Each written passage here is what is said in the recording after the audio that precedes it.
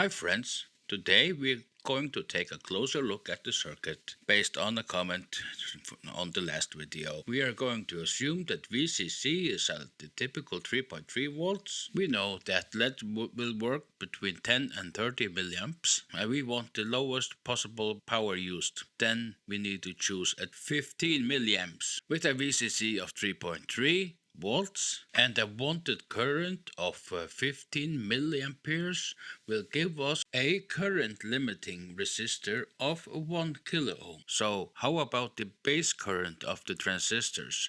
For practicality they are both the same, a version of 2222. To determine when a transistor is best as a switch, you need to check out the data sheet and the collector saturation region. We want 50 milliamps and we can see on the chart 10 milliamps. Based on the chart, we guesstimate that the saturation starts at 0.3 milliamperes, which gives us a DC current gain of 33. Then we can calculate that we need a base current of 0.45 milliamps, which in return gives us a of 5.7 kilo ohm. I have added a 10 kilo ohm pull down resistor to end ambiguity. We have the same considerations for the receiver circuits.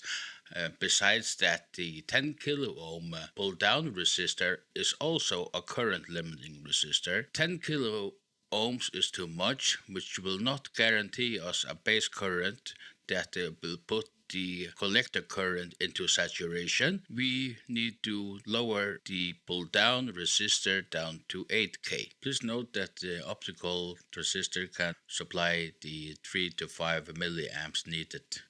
Perhaps we will get some issues with the pull down resistor, or perhaps not. Please like, subscribe for more content like this. Bye!